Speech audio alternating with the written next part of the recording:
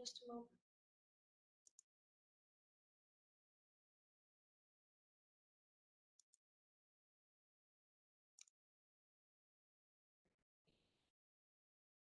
You guys see my screen all right? Yep. Just put it in slideshow mode.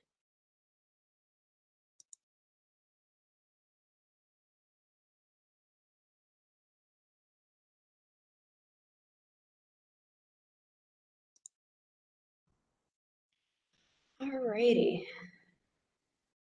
You guys can see it in slideshow mode as opposed to the other version?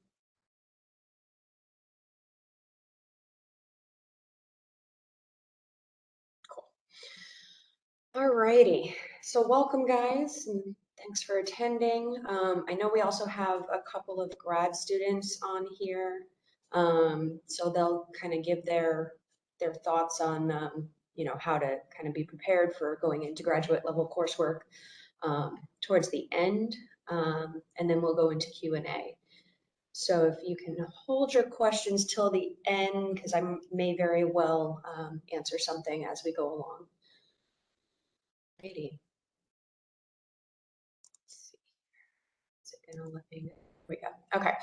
So basically, the co-term program is 2 semesters beyond your bachelor's.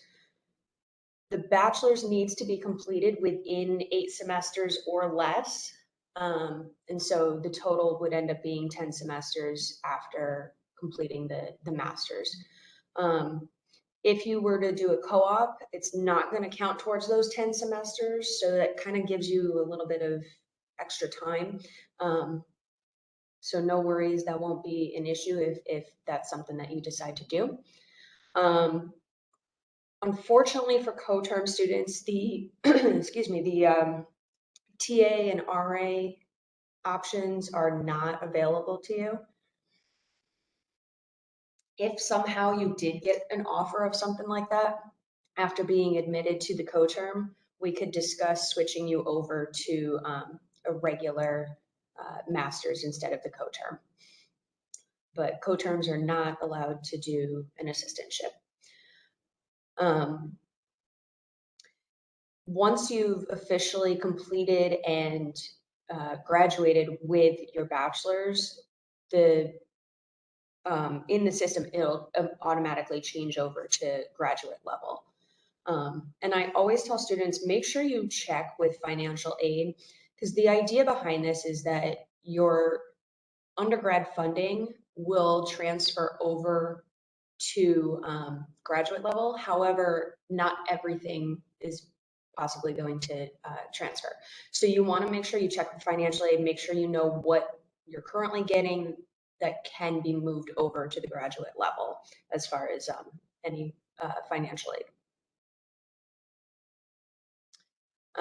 In order to apply, you need at least 90 credits. That can include your APs, your transfer credits, and any courses that you have in progress currently. If you're currently a senior, you're probably perfectly fine to be able to go ahead and apply, which is usually first semester seniors are the ones that are applying most. You can apply earlier, but that's usually the good time is first semester senior year. For RPI as a whole, you need a 3.0 in order to apply. ECSE prefers a 3.5. We don't go extremely strict by that, but we try to go as close to that as possible. But if you have something a little bit lower, and for the most part your coursework in the major looks good, then you probably have a pretty good chance of still getting it. And you have to maintain that GPA for the last of your bachelor's in order to maintain the co-term acceptance. If you do get admitted into the program, then the semester right after you've applied, so basically the semester you've officially been admitted into, even if you're not done with the bachelor's, would be the semester that you would end up doing the OGE orientation, and also an orientation within the department. So some of you may have heard of the application going through us. Previously, it has been moved online over the last couple semesters to Slate, so it would be almost like applying as if you were a regular master's student coming from an outside school. But it looks a little bit different. You would just select the coterm option, and you're in there, you're going to put your degree works report, a personal statement, your 4th and 5th year planner. And you'll hear me say this multiple times throughout this presentation. The 4th and 5th year planner needs to match up with your plan of study, and I'll discuss that a bit more later. But basically, the 4th and 5th year planner is going to be, the end of your bachelor's as well as the coursework that you intend to do for your master's. The nice thing about this program is you guys don't have to do the GRE. Now, as far as the plan of study, there is an option to put it on the Slate application, but the easiest way, at least for us to do our reviewing, is for you to send your plan of study directly to me. I will verify that it matches your 4th and 5th year planner.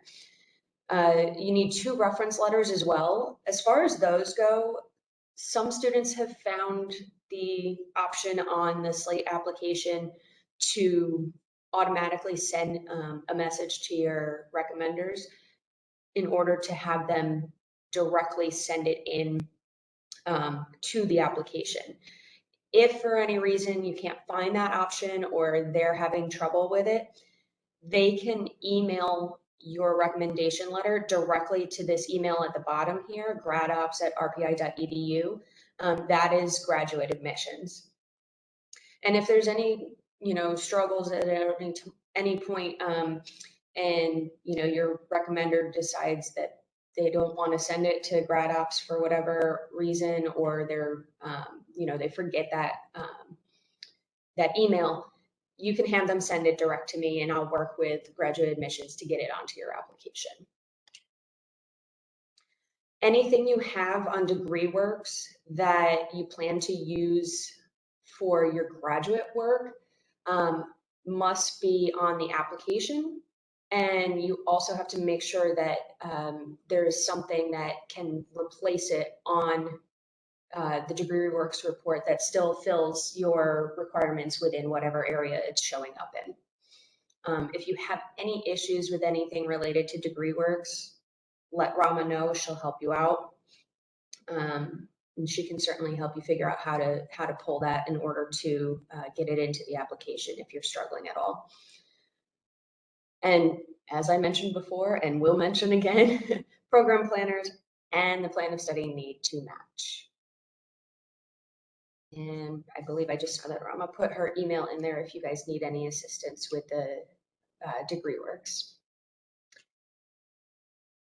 Okay, so if you're doing a combination of graduate work with the last of your bachelor's work, make sure you don't do any more than 16 credits in a semester.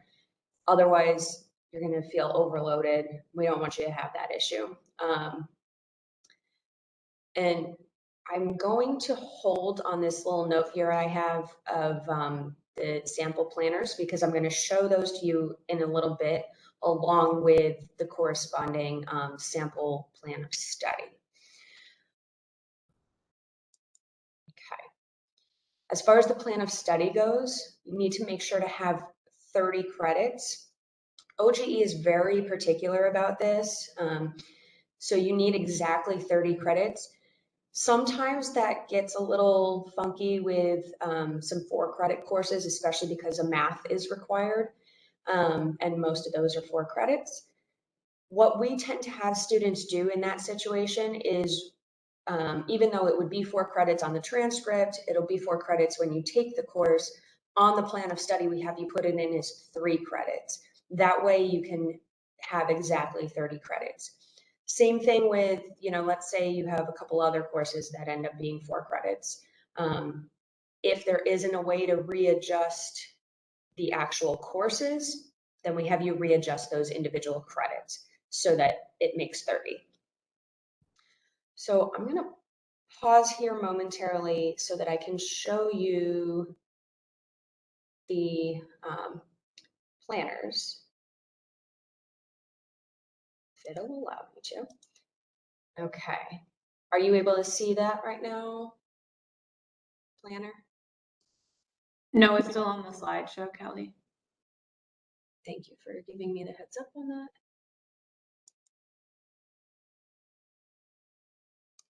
Okay, hold on just a moment.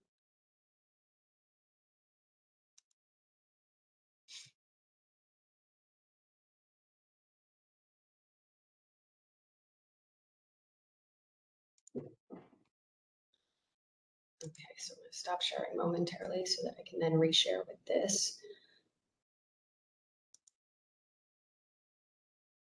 Okay.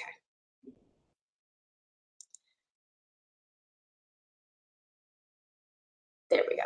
Okay. So I have a few examples. This is one of them. And these are all from past students that have gotten into the program, so you can kind of get an idea of what they've done.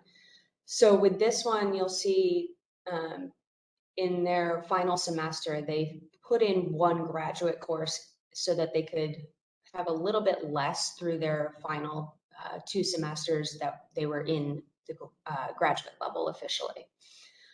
And so you can see what that looks like as a plan of study.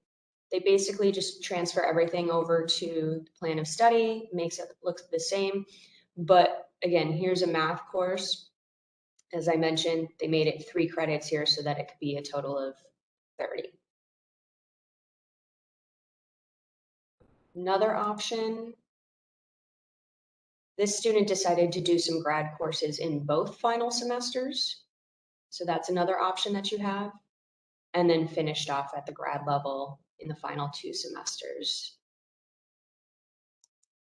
And again, plan of study. And if you want to, break it up this way too, that's perfectly fine. There isn't a specific way you have to do it as long as all your coursework is on there. And then sample 3, this student decided to just completely finish all the undergraduate work and then go into all the graduate work. So there's a couple different ways you can do it depending on, and this is their plan of study. So there's a couple different ways you can do it depending on, what things look like for your individual situation. So there's no, right or wrong way necessarily. Just want to show you quick. Going to stop sharing again and reshare. I want to show you the template of this so that you know where to go to get it. Okay, so on our website, if you go into the coterm section, you can go down here and find plan of study form, and it'll bring you to OGE's website where you can get right at the top there, plan of study. And actually, this looks like it might be, nope, this is correct. Okay. Kind of looked like one of the older ones for a second. So yeah, you'd fill out the top section here, put in your coursework, and then sign it.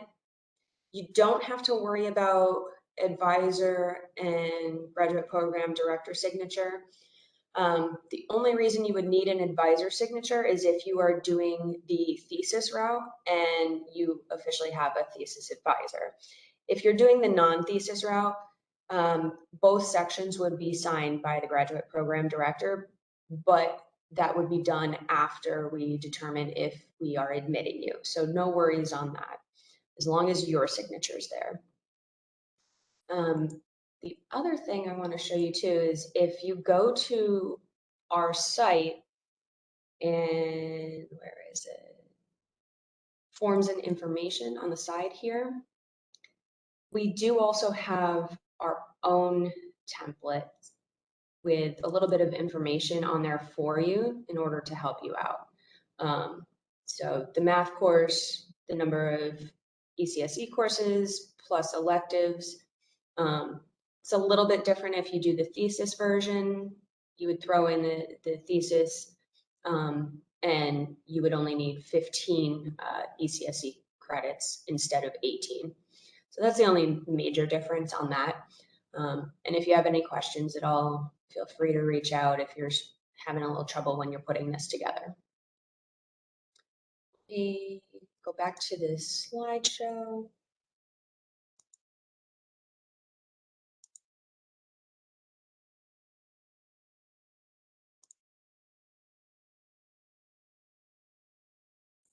Okay. So through this part, to the next. So as far as dates and deadlines, sorry, I have a little thing in my way here. The deadline for students who are going to be first semester seniors currently, you want to apply by April 15th. If you're not yet a senior and your first semester senior year is going to be in the fall, you'll want to apply by November 1st. We don't usually tend to have this situation, but for those of you that might be graduating with the bachelor's right after the summer arch, you can do July 15th as your deadline. However, I usually recommend doing it before you go away on arch if that would be your situation. That way you have it in and don't have to worry while you're away. For this semester only, they are extending, they've done this a couple times because of the pandemic, and they are extending it to this semester. If you are currently a second semester senior, your deadline is March 18th because we need to do the review and send it into OGE a little bit sooner for those of you that are about to graduate. So just keep those in mind.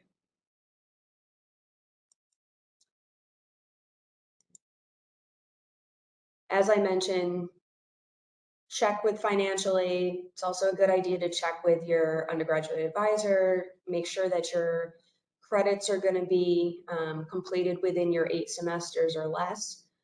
Again, complete the plan of study and the planner and make sure that they match.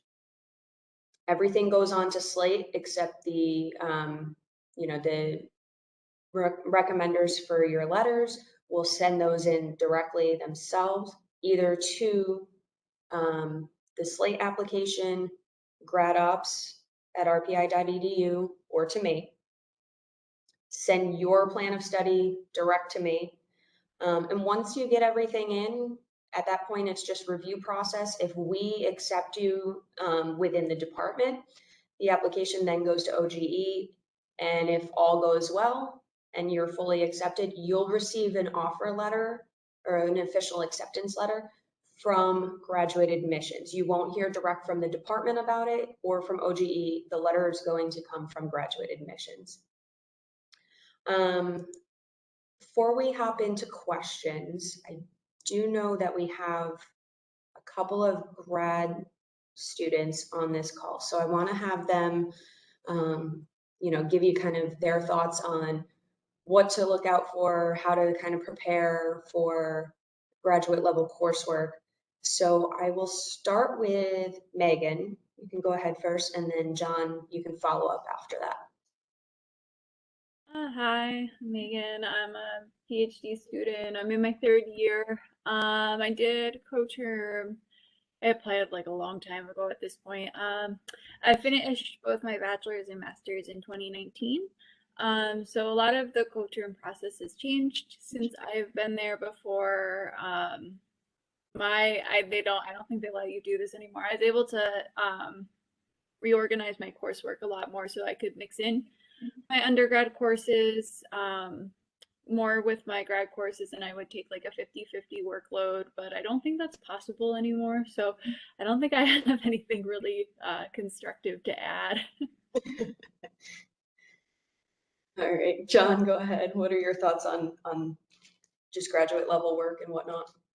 Yeah, I mean, the main thing I would say, so I didn't do co-term, but I did both undergrad and I'm currently getting a PhD here, or hopefully getting a PhD here, is that just there's way more work in grad classes. You know, I tried taking 3 grad classes one semester and it was way too much when I was taking, you know, 5 undergrad classes a semester and not having a problem really.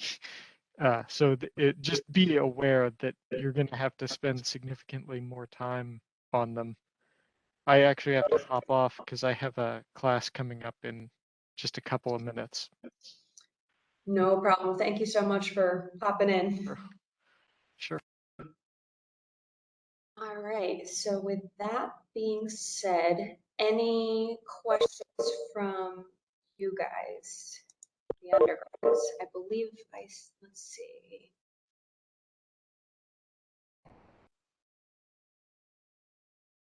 Is it not recommended for second semester juniors to apply? You certainly can. It's less common, but as long as you've hit the 90 credits, you can apply. And again, that's, you know, including your APs, any transfers, and the courses you're currently taking. So if you'd like to, yes, that's fine. You can apply. You just might be waiting a little bit longer before you kind of get to some of the grad coursework, or, you know, who knows, maybe you'll be able to kind of throw a course in here and there already. So, you know, look through, make sure it's something that makes sense, and if it does for you, then go ahead and apply early. That's perfectly fine. Any other questions besides the one that was thrown into the chat?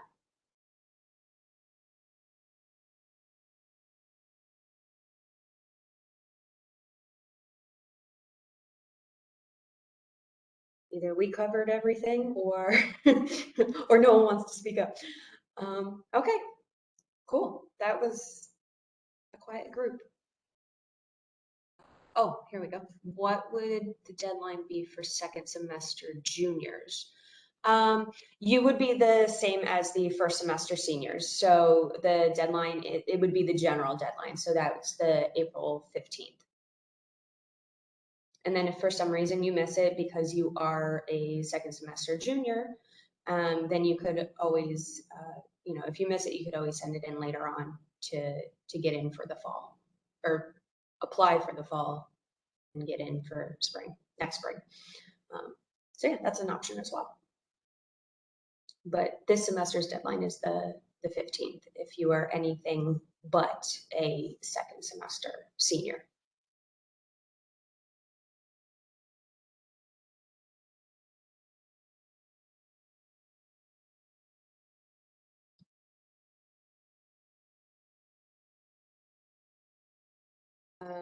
For scholarships and everything, we talked to financially. Yes. Yep. Yeah. So just make sure you know what would be transferred over from your undergrad level to the grad level. And financially, we'll be able to tell you what that would look like.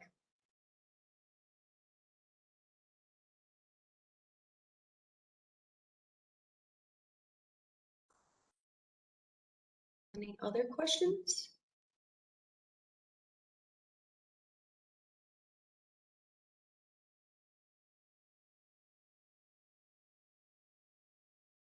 Alrighty, well, if that's the case, if you think of anything moving forward, I'm putting my email in the chat. So if you have any questions moving forward with the process, or you know you're in the process of putting the application in and having any trouble with it, you know, reach out, let me know. If you're having any issues with degree works or anything on the undergrad side, let Rama know. She put her email in the chat as well. Also, where can we access the slides/recording? Good question. So we're recording this right now. I'm going to put it up on the website. Let me see here. Thank you, Roma. So she put the link for where it will show up. And so once this is available, I'll put it up. If it's not available later today, I forget how quick the turnaround is. If it's not available later today for me to put it online, then I'll put it on early next week. And I will also be putting the slides up there besides the recording of this.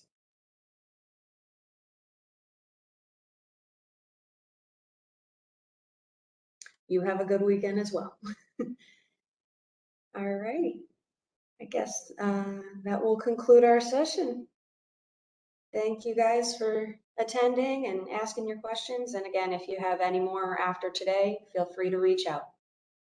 Have a good one, guys.